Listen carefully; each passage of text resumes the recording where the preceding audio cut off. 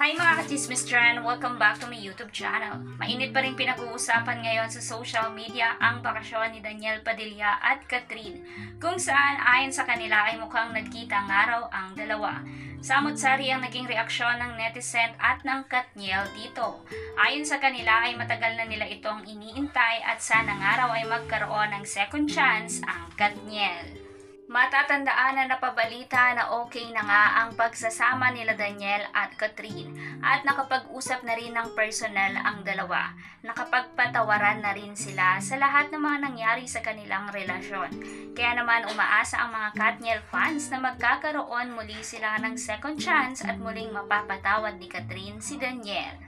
Dagdag pa ng fans sa imposibleng araw na hindi nagkita sila Daniel at Catherine dahil maliit nga lang daw ang Thailand at ang mga kasama pa ni DJ sa kanyang bakasyon ay malapit din sa puso ni Catherine.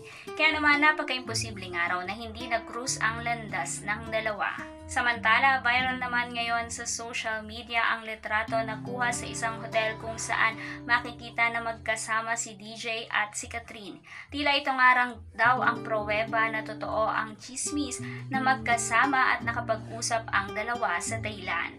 Kaya mga ka-chismis trend, ano ang opinion nyo sa usapin na ito? Comment down below, and if you like this video, please subscribe my YouTube channel and click the notification bell para mas updated ka ka-chismis trend. Thank you for watching! Throwing hundreds when I wouldn't be the first time I done it. Throwing hundreds when I